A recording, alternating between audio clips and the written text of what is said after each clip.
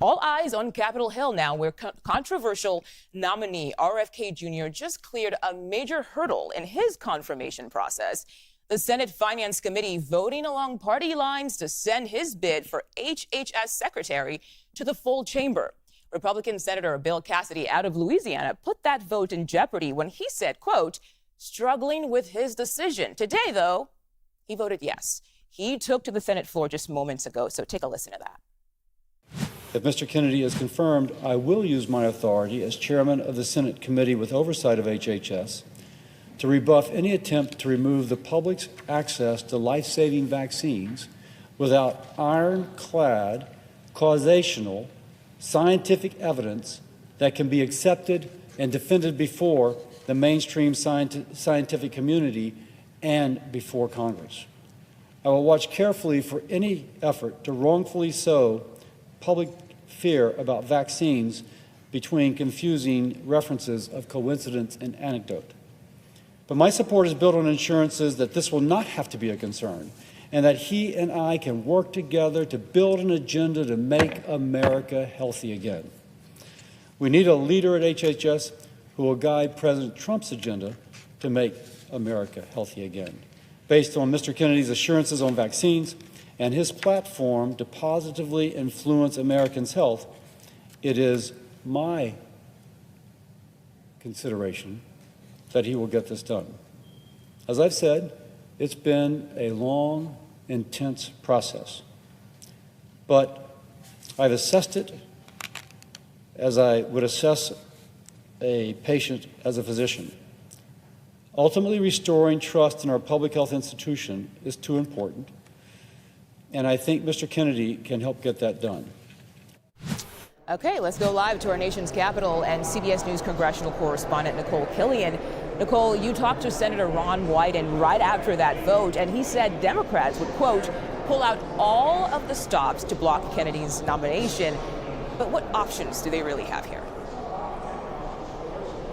Well, that was a question that I pressed him on simply because obviously Republicans are in the majority. Not only that, but they have a 3-vote advantage. So long as every Republican commits to voting for RFK Jr., it's likely that his nomination will advance. And certainly in some instances where things are really close, we've seen the Vice President, J.D. Vance, get involved, as was the case with Pete Hegseth. But Wyden said that he does not believe that RFK Jr. is qualified. In fact, he said he's one of the most unqualified nominees that he's ever seen, and so that's why he says that he intends to pull out all the stops. What he did tell me is that he does believe that there are still potentially some no votes out there, but when I asked him whether or not those are Republican no votes, he wouldn't say, but that certainly is a dynamic to watch going forward. Yeah, definitely. And up next for a key vote is Tulsi Gabbard. She got the endorsement of Senator Susan Collins yesterday, who says she'll support Gabbard because she shares her vision of returning the agency to its intended size. So how notable is this? Well, it's notable because she is a member of the Select Committee on Intelligence, as is James Lankford, who came out today in support of Tulsi Gabbard, and Todd Young, who says that he has had a number of conversations with Tulsi Gabbard. So again, so long as Republicans stick together in this committee vote, if and when it happens, then that is likely to help Tulsi Gabbard in the sense of advancing her nomination, and that's kind of the pattern we have seen with many of these nominees and committee business meetings, if you will, just like what we witnessed with the Senate Finance Committee and Robert F. Kennedy Jr. A lot of these votes strictly fall on party lines. So again, so long as Republicans hold together, that certainly bolsters Gabbard's chances. And again, you have some of those members who seemed like they were on the fence, had some tough questioning for Gabbard, now saying they support her, which does bode well potentially for her nomination, at least out of committee. Right.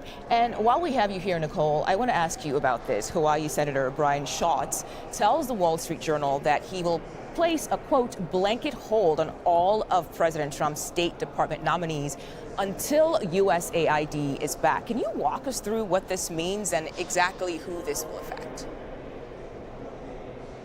Well, obviously, this is the latest tactic on the part of some Senate Democrats who are really concerned about kind of what is happening behind the scenes with a number of these federal agencies. I mean, certainly we saw Senate Democrats threaten the possibility of trying to, slow down or slow walk some of these nominations, for instance, when we had all that confusion over the funding freezes last week. But obviously, this is equally concerning to a number of senators in terms of, basically shuttering USAID. I was over there earlier this morning, and normally at a time where you would see people coming to work, but not today, because many of those employees have been told to stay home and work remotely. And many members of Congress argue that by bypassing them, this move to try to shutter this independent agency is potentially illegal. So this is, like I said, one of many steps that Senate Democrats are considering to try to express their concern about not only what is happening with USAID, but certainly with federal workers at various agencies across the board. All right, Nikole Killion, thank you so much for joining us on the stream today.